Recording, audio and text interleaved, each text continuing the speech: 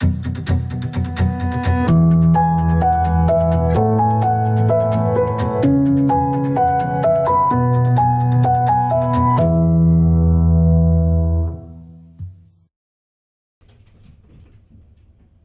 everyone, it's technology expert Burton Kelso here with another tech tip to help you get the most out of the technology in your life.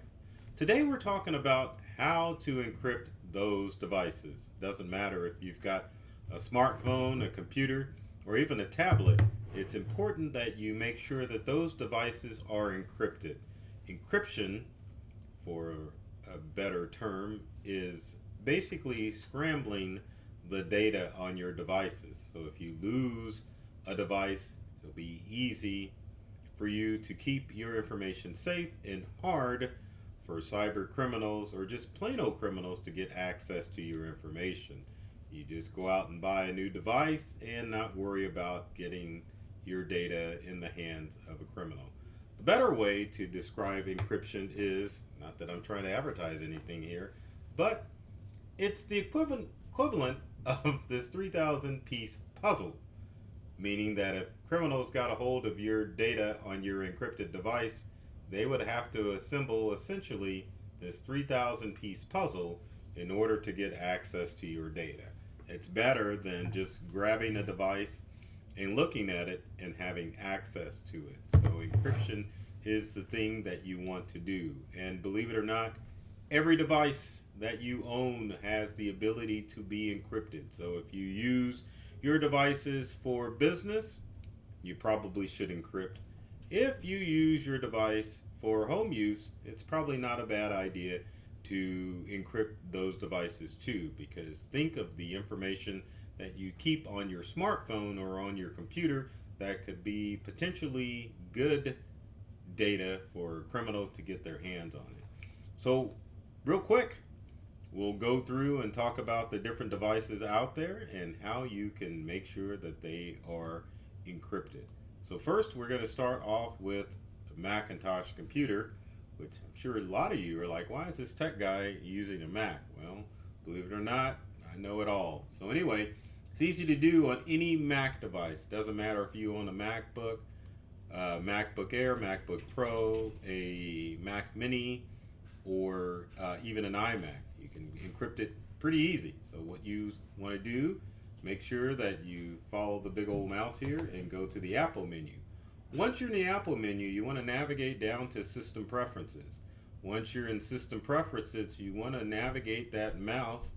And notice how it's gotten smaller on the Mac, but you want to navigate that mouse to Security and Privacy. Once you double click on that and get to General, you will want to clicked on the wrong thing. I was right on it. Can you believe that? Anyway, you want to go to File Vault because that is the utility used in your Mac to encrypt your devices. Now, in order to get access to turn on File Vault or Vault, you just need to click on the lock and enter in your secret password. And I think I typed it in wrong. So let's unlock and see if I did it wrong. Oh, of course I did. Wrong. So we're typing it in and we're going to click unlock, and then once you unlock the lock, which under most circumstances is going to be the password for your computer that you log into your Macintosh device to get access to it, you'll get access to the option to turn on File Vault. Once you click turn on File Vault, it will go through the process that you can either A, create a recovery key or allow your iCloud account to unlock your disk. Because it is locked up, if you click on continue, the process will start for File Vault to start to encrypt the files on your computer. I want to wait a few seconds because this is a Mac Mini and it ain't going anywhere, so I don't necessarily want to encrypt my Mac Mini. So going back into the menu, going back into System Preferences, going back into Security and Privacy, and we're just going to verify that File Vault, well, actually it's trying to encrypt it. So if I want to unlock and make changes, I want to go to put in my password. And I guess this is a good feature because you may not want to encrypt your device. But as you can see, the encryption process is going to take a while to turn off. So I guess it's going to encrypt it, but that's okay. So let's go ahead and shut that down. Now our next step would be to see how we can encrypt a Windows device. So I'm going to shrink my Mac menu down and get to a Windows screen. Now in Windows, you want to, if we get the menu up here, there we go. If we get into our menu, we want to type in BitLocker, because that is the tool that allows you to manage your file encryption on your Windows computer. Now, under normal circumstances on the Windows side, it will actually create a specific key that you will have to write down, that you will have to enter in order to get into your computer. Now on the Macintosh side, if we can get back to our Mac Mini and go back to FileVault, you will just use the password that you would normally use to get into your Mac. So that's the difference between encryption on a Windows computer and encryption on a Macintosh computer. So going back into device, as you can see, encryption has picked up, so it's going to take about 9 minutes to finish that encryption device. And then once it's done, then I can go back in and turn off FileVault, and it will decrypt my device. And moving along back to Windows, so if you want to encrypt Windows, it's pretty simple. You just click on Turn on BitLocker, and and I knew this message was going to pop up because I'm prepared for stuff like this. Anyway, certain computers aren't able to encrypt. And one last thing as far as Windows is concerned, or not one last thing, one additional thing, is that there are two versions of Windows out. You've got Windows 10 Professional and you've got Windows 10 Home. The BitLocker encryption is only included in Windows 10 Professional, so keep that in mind. If you go to the file search and type in BitLocker and nothing comes up, it means you got Windows 10 Home and you can't encrypt that device. So anyway, back to our Windows. So if we get this message where it says it can't use a trusted platform module, you need to go to a section, or not a section, but a tool in Windows called the Local Group Policy Editor. And to get to it, you would go to search and type in GP Edit. And once you type in GP, it will bring up the Edit Group Policy option. Once you're in the Group Policy option, if you will go away, there we go, we got rid of it. So once you're under Group Policy options, you want to do the following. You want to first click on the Computer Configuration section. Once you click on Computer Configuration, you want to go to Administrative Templates, which is right here. Once you open the section for Administrative Templates, you want to go to Windows Component. And under Windows Component, you want to go to BitLocker Drive Encryption, and then drop down to the section that says Operating System Drives. And if you go onto the right-hand side, you want to navigate to the section that says Require Additional Authentication at Startup. So there's two sections here. Let's click on each one. You can click on the Require Additional Authentication at Startup, and then make sure that it's enabled. And what it will tell you, that if you click OK, then it will tell you that it's going to prompt for a USB flash drive to save your data encryption. And in the process of the encryption process, like I said that twice, it will make you enter in a password so that you can enter a password in to get past your encryption. Now, why does that occur? Well, when you encrypt a computer, you're not encrypting the computer itself, you're encrypting the storage device.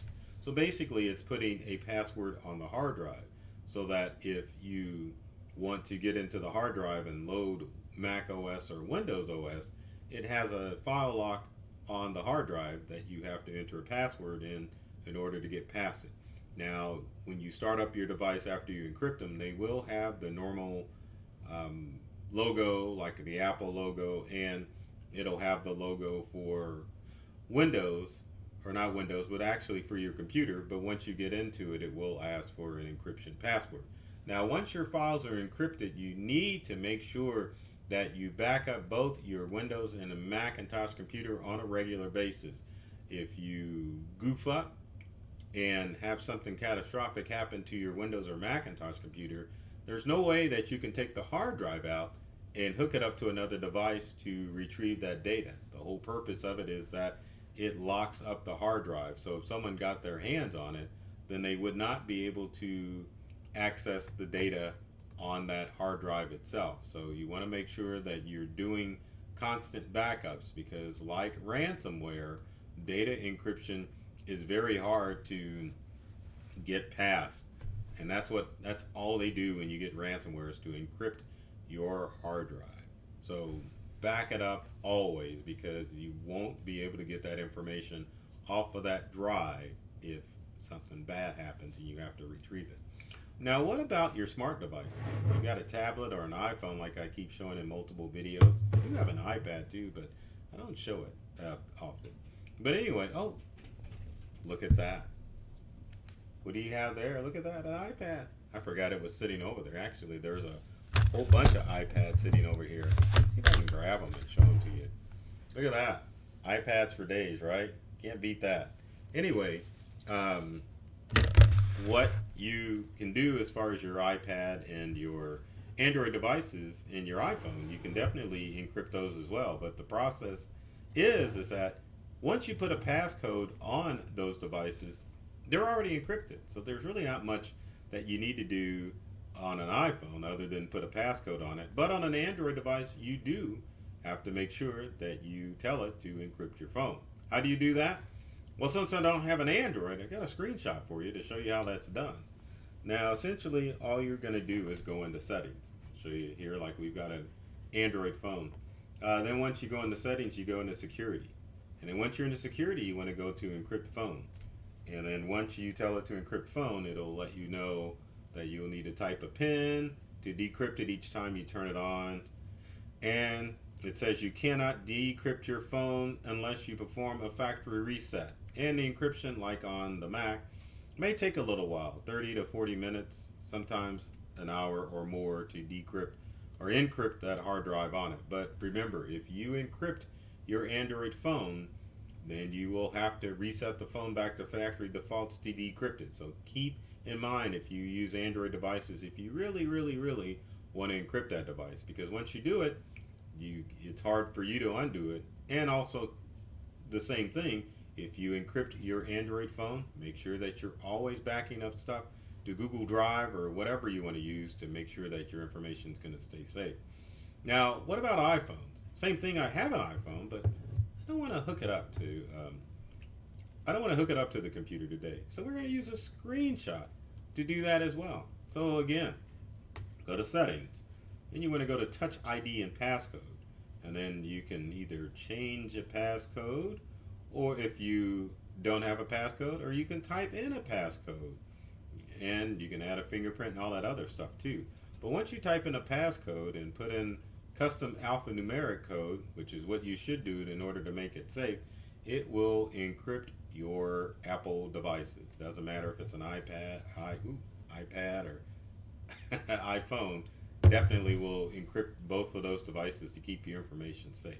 Now, when it comes to data encryption, like I said, you definitely want to make sure that you're doing backup to those devices to make sure that you don't lose anything, just in case something happens to the operating system. I don't know how many times I've run into it as a tech expert that someone will encrypt a device, have it fail, and then have precious data on that device that they aren't able to get access to again. So always, always, always back up your stuff. And just out of curiosity, let's see if our Mac is done encrypting. So let's go to our desktop, let's go to Apple menu, go to System Preferences, and go to Security and Privacy. 2 minutes and 40 seconds remaining on that. Once that's done, I'm going to turn that off. But if you have a portable device, you probably should encrypt it. And that would be one of the main reasons if you would want to encrypt your devices. If you have portable devices like laptops, they are prime candidates for encryption because they're portable. You may lose them. If you lose your device, all someone's going to get is a nice new shiny device. They're not going to get access to your data. Now, if you have a standalone computer, like I'm kind of on a Windows computer and a Macintosh computer, should I really encrypt those devices? Well, that depends on you. Obviously, home theft and home invasion is a possibility. If you have a stationary computer like an iMac or a Windows based computer that's a desktop, you definitely want to encrypt that just in case that device winds up missing and they don't get access to your information. But I'll ultimately let that be your decision as far as what you decide to do as far as encryption is concerned on your device. So with that said, if you've got comments or questions about data encryption, be sure to leave them in the comment section below.